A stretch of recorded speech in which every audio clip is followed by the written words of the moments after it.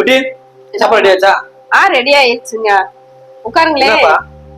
இங்க பாருங்க, போன மாசம் நடந்த எக்ஸாம்ல நம்ம பையன் தாங்க ஃபர்ஸ்ட் ரேங்க். அப்படியா? குடு பாப்போம். ஆமா, வெரி குட் தம்பி, சூப்பர், வாழ்த்துக்கள், கை விடுங்க. இப்படிதான் நல்லா படிச்சு அப்பா நினைச்ச மாதிரி நீ கரெக்டா இருக்கணும், ஓகேவா? ஏங்க இப்ப என்ன சொன்னீங்க?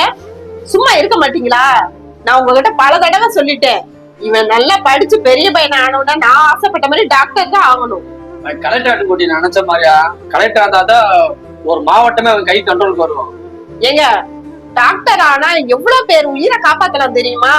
பல பேரோட லைஃபே இவன் கையில இருக்கும். நான் நினைச்ச மாதிரி பிள்ளை கரெக்டா படிக்க சும்மா இருப்பாங்க. என்ன பேசுறீங்க? சும்மா நிறுத்துங்கடா. பெத்தவங்க எல்லாரும் இதே தவறுதான பண்ணிக்கிட்டே இருக்கீங்க. உங்க ஆசையில இந்த பிள்ளைகிட்ட துணிக்கிறீங்க. ஏண்டா முதல்ல அவனோட ஆசை என்னன்னு நீங்க கேட்டீங்களா?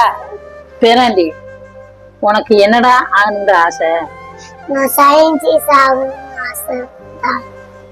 பத்தீங்களா, அவனுக்குண்டு ஒரு ஆசை, ஒரு கனவு, அவனுக்கு ஒரு லட்சியம் இருக்கு. பெரிய அவனை படிக்க விடுங்க.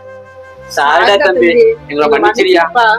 தம்பி, நீ எது அவன் ஆசைப்படுறியோ அதுபடி படிக்க வைக்கிறோம், சரியா? சரிங்கப்பா. சரிங்க செல்லுக்குட்டி. சரி.